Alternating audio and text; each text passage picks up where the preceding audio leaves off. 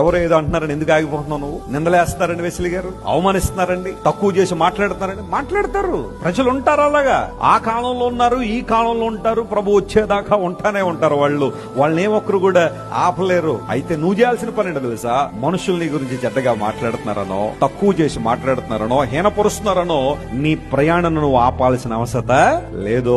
క్రైస్తవ జీవితం గురి లేని జీవితం కాదు. ప్రజలు నీ గురించి తక్కువగా మాట్లాడిన ఆగిపోతావా? ప్రపంచంలో చాలా మంది గొప్ప గొప్ప కార్యాలు చేసిన వాళ్ళందరూ కూడా ఇలాంటి సవాళ్ళను ఎదుర్కొన్న వారే. నువ్వు చేయలేవు, నీ వల్ల కాదు అన్న వాళ్లే చేసి చూపించారు. కారణం ఏంటో తెలుసా? నిందలు వారి ప్రయాణాన్ని ఏం చేయలేదు, ఆపలేదు. అటు పిమ్మట యేసయ్య బయలుదేరాడు.